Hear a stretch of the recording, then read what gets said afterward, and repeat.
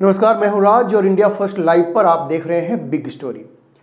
America में राष्ट्रपति पद के लिए हुए चुनाव में डोनाल्ड ट्रंप की शानदार जीत के बाद अमेरिका का जो लेफ्ट लिबरल इकोसिस्टम है वो पूरी तरह से बौखला गया है। उसे समझ में नहीं आ रहा है कि अब वो क्या करे, कैसे इस हार को स्वीकार करे। इस बौखलाहट में ये लोग इस तरह के निर्णय ले रहे हैं जिससे पूरी दुनिया की शांति भंग होने का खतरा है। विश्व युद्ध हो सकता है, परमाणु युद्ध हो सकता है, बड़ी संख्या में निर्दोष लोगों की जान जा सकती है, पूरी मानवता नष्ट हो सकती है। लेकिन इन कट्टर वामपंथियों को, जिनका सरदार वो जॉर्ज सोरोस है, उनको इससे कोई फर्क नहीं पड़ता। ट्रंप की जीत को वो पचा नहीं पा रहे हैं। उनकी पूरी कोशिश है कि 20 जनवरी को ट्रंप के शपथ ग्रहण से पहले वो इस तरह का रायता फैला दें कि ट्रंप के लिए उसे समेटना मुश्किल हो जाए। ट्रंप ने जो वायदे किए थे उसे वो पूरा नहीं कर सके, ये उनकी मंशा है। लेकिन ट्रंप के रास्ते में कांटे बोने की अपनी मंशा को पूरा करने के लिए वो इस हद तक चले जाएंगे, सारी नैतिकता को ताक पर रख देंगे, दुनिया को विश्व युद्ध में झोंकने से भी गुरेज नहीं करेंगे। ये किसी ने नहीं सोचा था। अब आप देखिए कि चुनाव हारने के बाद कितनी बेशर्मी के साथ ये कितना घटिया खेल खेल रहे हैं। अमेरिका में जब राष्ट्रपति के चुनाव के परिणाम आ जाते हैं और नया कैंडिडेट जीत जाता है, मतलब जो राष्ट्रपति उस वक्त होता है, अगर वो नहीं जीतता या उसकी पार्टी का जो कैंडिडेट होता है वो नहीं जीतता, तो नए कैंडिडेट के या जो नया विजेता होता है उसके शपथ ग्रहण में वक्त लगता है। आमतौर पर चुनाव परिणाम नवंबर में आते हैं, लेकिन नए राष्ट्रपति का शपथ ग्रहण अगले साल के 20 जनवरी को होता है। इस बीच में, मतलब नवंबर से 20 जनवरी तक का जो समय होता है, उसमें जो हारा हुआ राष्ट्रपति है या हारी हुई पार्टी का राष्ट्रपति है वो कोई नीतिगत फैसला नहीं लेता, क्योंकि वो हार चुका होता है या उसकी पार्टी हार चुकी होती है। वो एक लेम डक राष्ट्रपति होता है। ये अमेरिका की परंपरा है। इस अवधि में आसानी से सत्ता हस्तांतरण के लिए जो प्रक्रिया है उसे पूरा किया जाता है। इस समय यही होता है। लेकिन राष्ट्रपति कोई नीतिगत फैसला नहीं लेते अगर वो हार चुके हैं या उनकी पार्टी हार चुकी है। लेकिन इस बार जो बाइडेन, जिनकी डेमोक्रेटिक पार्टी राष्ट्रपति का चुनाव बुरी तरह से हार चुकी है, और जो व्हाइट हाउस में इसी लेफ्ट लिबरल इकोसिस्टम के प्रतिनिधि हैं, उन्होंने इस परंपरा का घोर उल्लंघन करते हुए ऐसे निर्णय लेना शुरू कर दिया है जिससे दुनिया की शांति को गंभीर खतरा पैदा हो गया है। परमाणु युद्ध का खतरा शुरू हो गया है। जी हां, दुनिया में परमाणु युद्ध का खतरा मंडरा रहा है इस वक्त। डेमोक्रेटिक पार्टी की शर्मनाक हार के बाद एकाएक से जो बाइडेन ने एक नीतिगत फैसला लेते हुए यूक्रेन को यह अधिकार दे दिया कि वो अमेरिका में बने लंबी रेंज की मिसाइलों को रूस के खिलाफ इस्तेमाल कर सकता है। सोचिए ये कितना खतरनाक निर्णय लिया चुनाव हारने के बाद। इस डिसीजन की टाइमिंग को देखिए। अगर बाइडेन को यह निर्णय लेना ही था तो वो उस वक्त ले सकते थे जब चुनाव नहीं हुए थे। वो लेम डक प्रेसिडेंट जब नहीं थे, वो पूरी तरह से एक फंक्शनल प्रेसिडेंट थे। जब डोनाल्ड ट्रंप की जीत नहीं हुई थी उसके पहले भी तो वो ये निर्णय ले सकते थे ना, लेकिन उस वक्त उन्होंने ये निर्णय नहीं लिया। अभी सबको मालूम है कि 2 महीने बाद अमेरिका में नए राष्ट्रपति का शपथ ग्रहण होगा, क्योंकि नया राष्ट्रपति चुना जा चुका है। तो फिर इस वक्त ये निर्णय क्यों? ये एक बहुत बड़ा सवाल है। और आप देखिए कि इस निर्णय का परिणाम क्या हुआ। बाइडेन ने यह निर्णय सोमवार को लिया और अगले ही दिन यानी मंगलवार को यूक्रेन के राष्ट्रपति जेलेंस्की ने अपनी सेना को रूस पर लंबी दूरी की इन अमेरिकी बैलिस्टिक मिसाइलों, इनको ATACMS कहते हैं, आर्मी टैक्टिकल मिसाइल सिस्टम, इनसे हमला करने का आदेश दे दिया। अब जो खबरें आ रही हैं उसके मुताबिक यूक्रेन की सेना ने मंगलवार यानी 19 नवंबर की रात को रूस के ब्रांस्क क्षेत्र में कराचेव शहर के पास, जो यूक्रेनी सीमा से लगभग 130 किलोमीटर दूर स्थित है, एक रूसी मिलिट्री फैसिलिटी को निशाना बनाया। अब रूस का कहना है कि कुल 6 मिसाइलों से हमला हुआ, जिसमें से 5 को तो मार गिराया गया, लेकिन एक मिसाइल डैमेज होने के बाद भी उसकी मिलिट्री फैसिलिटी में गिरा, जिससे वैसे कोई ज़्यादा नुकसान नहीं हुआ है। लेकिन इस हमले को रूस ने बहुत ही गंभीरता से लिया है और सीधे सीधे अमेरिका को इसके लिए जिम्मेवार ठहराया है। रूस के जो विदेश मंत्री हैं सर्गेई लावरोव, उन्होंने वाशिंगटन पर संघर्ष को बढ़ाने की कोशिश करने का आरोप लगाया और उन्होंने कहा कि यह हमला निश्चित रूप से एक संकेत है कि अमेरिका इस तनाव को और बढ़ाना चाहता है, क्योंकि अमेरिकियों के बिना इस उच्च तकनीक वाली मिसाइलों का उपयोग असंभव है। उनका यह कहना था कि बिना अमेरिकी एक्सपर्ट्स की मदद के सिर्फ मिसाइल ही नहीं दिया, बल्कि वहां पर जाकर के इन मिसाइलों को चलाया है, क्योंकि बिना उनके सहयोग के ये मिसाइल नहीं छोड़े जा सकते। ये वहां के विदेश मंत्री का कहना है, रूस के विदेश मंत्री का। और उन्होंने साफ कहा कि रूस ये मानेगा कि मिसाइलें अमेरिकी सैन्य विशेषज्ञों द्वारा संचालित की गई हैं, उनके द्वारा ही चलाई गई हैं। संकेत बहुत साफ है कि रूस ये कह रहा है कि अगर वो बदला लेगा तो उसके निशाने पर सिर्फ यूक्रेन नहीं होगा, बल्कि वो देश भी होंगे जो उसे हथियार सप्लाई करेंगे और उन्हें चलाने में मदद करेंगे। और इसी दिशा में एक कदम और आगे बढ़ाते हुए रूस के राष्ट्रपति व्लादिमीर पुतिन ने एक खतरनाक निर्णय ले लिया है और उन्होंने अपनी परमाणु युद्ध की नीति ही बदल दी है, जिससे दुनिया में सच पूछिए तो तीसरे विश्व युद्ध का खतरा उत्पन्न हो गया है और इसकी पूरी जिम्मेदारी जो बाइडेन के ऊपर है। रूस की इस नई नीति के मुताबिक रूस अब किसी नॉन न्यूक्लियर स्टेट पर भी परमाणु हमला कर सकता है अगर उसे किसी न्यूक्लियर स्टेट का समर्थन हासिल है। मतलब कि अब रूस यूक्रेन के ऊपर परमाणु हमला कर सकता है क्योंकि यूक्रेन को अमेरिका का समर्थन हासिल है।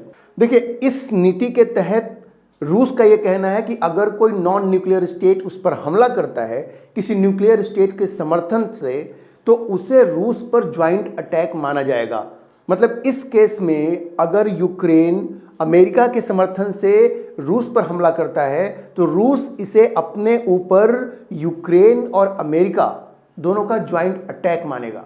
अब इसमें सबसे खतरनाक बात यह है जो कही गई है इस नई नीति में कि अगर पारंपरिक हथियारों से भी, मतलब कन्वेंशनल वेपन से भी रूस पर कोई बड़ा हमला होता है तो रूस उसका जवाब परमाणु हथियारों से दे सकता है। और रूस ने इसमें अपने साथ अपने पड़ोसी बेलारूस को भी जोड़ा है कि अगर बेलारूस के ऊपर भी कोई ऐसा हमला होता है तो भी रूस वैसे ही जवाब देगा। आप सबको मालूम है कि बेलारूस पुतिन का बड़ा खास है, रूस का बड़ा खास है और बिल्कुल उसके साथ खड़ा रहता है।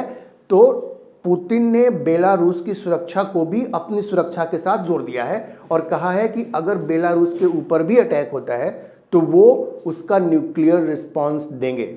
अब इसका मतलब क्या है? मतलब बहुत साफ है कि लंबी दूरी की अमेरिकी बैलिस्टिक मिसाइलों से अपने ऊपर हुए हमले से पुतिन गुस्से से तमतमा गए हैं और वो ये अब कह रहे हैं कि वो इसका बदला परमाणु हमला करके ले सकते हैं। ये हमला यूक्रेन के ऊपर हो सकता है, अमेरिका के ऊपर भी हो सकता है या नेटो देशों के खिलाफ भी हो सकता है। और अगर ऐसा होता है तो सोचिए दुनिया का क्या हाल होगा। विश्व युद्ध छिड़ जाएगा, बड़े पैमाने पर परमाणु युद्ध का खतरा पैदा हो जाएगा और दुनिया का विनाश भी हो सकता है। समझिए रूस और अमेरिका के पास कितने न्यूक्लियर वेपन्स हैं और इन लोगों ने अगर एक दूसरे के खिलाफ इस्तेमाल करना शुरू कर दिया तो दुनिया तो खत्म हो जाएगी, सारी दुनिया खत्म हो सकती है, मानवता का नामो निशान मिट सकता है। और इसके लिए सिर्फ एक ही व्यक्ति जिम्मेवार होगा और वो है जो बाइडेन। वैसे ये कहना भी पूरी तरह से सही नहीं होगा कि इन सब के लिए जो बाइडेन ही जिम्मेवार है, क्योंकि ये निर्णय तो सिर्फ बाइडेन का हो नहीं सकता, क्योंकि सारी दुनिया ये जानती है कि बाइडेन अब शारीरिक और मानसिक तौर पर इस स्थिति में नहीं है कि इस तरह के बड़े निर्णय ले सके। अगर वो इतने सक्षम होते तो फिर उनसे राष्ट्रपति पद की उम्मीदवारी क्यों छीनी जाती। आपने देखा होगा कि कैसे उन्हें भूलने की बीमारी है, कई बार ये दिखा है। और अभी जो G20 का समिट हुआ ब्राजील में, उसमें भी आपने देखा कि किस तरह से बाइडेन पूरी तरह से दिग्भ्रमित लगे और दुनिया का कोई नेता अब उन्हें गंभीरता से नहीं लेता। अब देखिए G20 की ग्रुप फोटो से बाइडेन गायब थे। क्यों? क्योंकि वो वहां पहुंचे ही नहीं जब ये फोटोग्राफी हो रही थी और किसी ने उनका इंतजार भी नहीं किया। सोचिए क्या ये संभव है कि ऐसे अवसर पर दुनिया के सबसे ताकतवर देश के राष्ट्रपति का इंतजार ना किया जाता। लेकिन सबको मालूम है कि बाइडेन अब उतने शक्तिशाली नहीं रहे और मानसिक रूप से तो लाचार हो ही चुके हैं। तो यूक्रेन को अमेरिका में बने लंबी रेंज की मिसाइलों से हमला करने का अधिकार देने का निर्णय किसका था? जाहिर है कि यह निर्णय अमेरिका के डीप स्टेट का होगा, जिसमें यही लेफ्ट लिबरल इकोसिस्टम के लोग अभी भरे हुए हैं। जब ट्रंप शपथ लेंगे तो इन सब की सफाई होगी, इन सब की विदाई होगी, ऐसी उम्मीद है। लेकिन अभी तो यही लोग पावरफुल हैं, अभी यही पावर में है। जब तक जो बाइडन है ये लोग ही पावर में है, और इन लोगों ने दुनिया को विश्व युद्ध में झोंकने की तैयारी कर ली है। अब सवाल यह है कि इन लोगों ने इस वक्त ये निर्णय क्यों लिया। वो इसलिए लिया क्योंकि ये लोग ट्रंप को सफल होते नहीं देखना चाहते। अब ट्रंप ने पहले ही कहा है कि यूक्रेन युद्ध को खत्म करना उनकी प्राथमिकता होगी। उनका फॉर्मूला स्पष्ट है कि वो युद्ध विराम के लिए दोनों देशों के कहेंगे। ट्रंप के प्लान के मुताबिक जिसकी सेना जहां है उसे वहीं रहने को कहा जाएगा और 800 माइल का एक बफर जोन क्रिएट किया जाएगा। और 20 साल के लिए यूक्रेन नेटो की सदस्यता के लिए अप्लाई नहीं करेगा, क्योंकि पुतिन को इसी बात पर सबसे ज्यादा ऐतराज था। अमेरिका यूक्रेन को युद्ध के लिए कोई पैसा नहीं देगा, ये ट्रंप का प्लान है, क्योंकि ट्रंप को लगता है कि ज़ेलेंस्की ने युद्ध के नाम पर अमेरिका से काफ़ी पैसे ऐंठे हैं। अमेरिका यूक्रेन को हथियार तो देगा लेकिन अपनी सेना नहीं भेजेगा। वो कहेगा यूक्रेन को कि भाई हम हथियार दे रहे हैं, आप अपनी रक्षा करो, या फिर तुम्हें जो सपोर्ट चाहिए वो नेटो के देशों से ले लो, लेकिन अमेरिका अपनी सेना नहीं भेजेगा, न पैसा देगा। तो ये ट्रंप का प्लान है जो मीडिया में आ चुका है। देखिए, एक बात तो सही है कि ये प्लान रूस के पक्ष में ज़्यादा दिखता है, क्योंकि जो ज़मीन रूस ने कब्जाई है फिलहाल वो रूस के पास ही रहेगा, और खबरों के मुताबिक पुतिन इस समझौते के लिए लगभग तैयार है। ये भी खबर आई थी कि ट्रंप और पुतिन के बीच में इस पर बात भी हुई है, लेकिन किसी कारण से रूस बाद में इससे मुकर गया। शायद उसे लगा होगा कि भी जल्दबाजी हो जाएगी, अपने पत्ते खोलना, पहले ट्रंप को शपथ लेने दो फिर बात करेंगे, या दुनिया को बताएंगे कि हमारी बात हुई है। लेकिन देखिए, ज़ेलेंस्की को ये समझौता मंजूर नहीं होगा, ये सही है, लेकिन उनके पास ऑप्शन भी नहीं है। अगर अमेरिका पैसा नहीं देगा तो यूक्रेन युद्ध लड़ ही नहीं सकता। अभी फॉक्स न्यूज़ के साथ एक इंटरव्यू में ज़ेलेंस्की ने इस बात को माना है कि अगर अमेरिका मिलिट्री फंडिंग बंद कर दे तो यूक्रेन ये युद्ध हार जाएगा। तो ज़ेलेंस्की ना कहने की स्थिति में नहीं है, और ट्रंप के शपथ के बाद रूस यूक्रेन युद्ध के खत्म होने की अच्छी संभावना है। अब ये जो लेफ्ट लिबरल इकोसिस्टम है, अमेरिकी डीप स्टेट भी अभी जिसका पार्ट है, बाइडन जिसके सिर्फ मुखौटे हैं, कठपुतली हैं, वो ट्रंप को ये क्रेडिट लेने देना नहीं चाहता, और ट्रंप को इस क्रेडिट लेने से रोकने के लिए मामले को इतना पेचीदा बना देना चाहता है कि ये पॉइंट ऑफ नो रिटर्न पर पहुंच जाए। जाहिर है, अगर चीज़ें परमाणु युद्ध या किसी बड़े टकराव तक पहुंच जाए तो ट्रंप के लिए भी उस रायते को समेटना मुश्किल होगा। तो लेफ्ट लिबरल इकोसिस्टम की यही मंशा है। हार से बौखलाए हुए ये लोग ट्रंप के रास्ते में वो सारे कांटे बो देना चाहते हैं जिससे कि ट्रंप अपनी मंजिल तक नहीं पहुंच पाए। ज़ेलेंस्की उनके इशारों पर इसलिए नाच रहे हैं क्योंकि उन्हें लगता है कि ट्रंप के आते ही उनका खेल खत्म हो जाएगा। तो क्या हम वाकई तीसरे विश्व युद्ध की तरफ बढ़ रहे हैं? क्या दुनिया परमाणु युद्ध की तरफ बढ़ रही है? देखिए, अभी इसका कोई स्पष्ट जवाब नहीं है, क्योंकि सब कुछ रूस और पुतिन के संयम पर निर्भर करता है। पुतिन को भी मालूम है कि एक बार ट्रंप का शपथ ग्रहण हो गया तो ज़ेलेंस्की का खेल तो खत्म हो जाएगा, और फिर अमेरिका के सपोर्ट के बगैर नेटो भी कुछ ज़्यादा नहीं कर पाएगी। तो मुझे ऐसा लगता है कि पुतिन अभी कोई एक्सट्रीम स्टेप नहीं लेंगे, वो इंतजार करेंगे ट्रंप के शपथ का। हाँ, ये भी नहीं है कि वो यूक्रेन के इस हमले का जवाब नहीं देंगे, और उन्होंने जवाब देना शुरू भी कर दिया है। गुरुवार को रूस ने पहली बार इस युद्ध में ICBM का इस्तेमाल किया है, इंटरकॉन्टिनेंटल बैलिस्टिक मिसाइल का। इस ICBM का इस युद्ध में उपयोग करते हुए यूक्रेन पर हमला किया है पहली बार रूस ने। यह एक बहुत बड़ा संकेत है, क्योंकि ICBM की जो रेंज होती है वो 5,500 किलोमीटर से ज़्यादा होती है, और ये कन्वेंशनल और न्यूक्लियर दोनों तरह के हथियार ले जाने में सक्षम होता है। तो संकेत है कि अगर आप नहीं समझे और अगर आपने इसी तरह से हमले जारी रखे लॉन्ग रेंज मिसाइल्स के साथ, तो हमारे पास भी इसका जवाब है, और हम परमाणु हमला भी कर सकते हैं।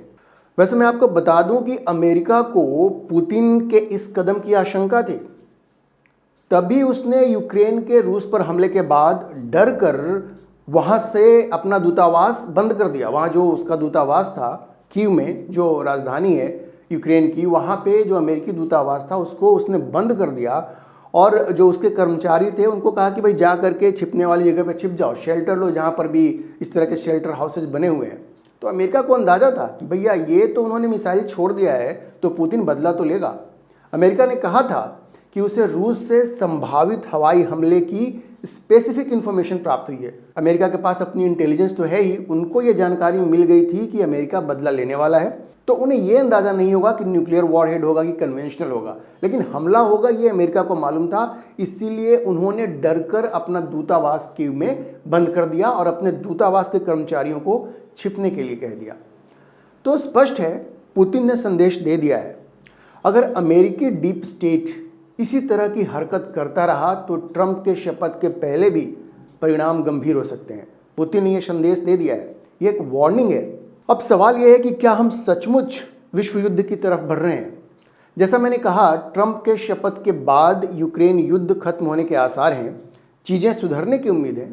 अगले 2 महीने में शायद पुतिन भी उस हद तक न जाएं, क्योंकि वो भी ट्रंप के शपथ का इंतजार करना चाहेंगे। अब देखिए, पुतिन के जो प्रेस सचिव हैं दिमित्री पेस्कोव, उन्होंने भी कहा है कि रूस का यह मानना है कि निवर्तमान अमेरिकी राष्ट्रपति जो बाइडन यूक्रेन को रूसी क्षेत्र के अंदर हमला करने के लिए अमेरिका द्वारा दिए गए सैन्य सामान का उपयोग करने की अनुमति देकर अपने उत्तराधिकारी डोनाल्ड ट्रंप के लिए एक मुश्किल स्थिति पैदा करना चाह रहे हैं। रूस भी इस बात को समझ रहा है।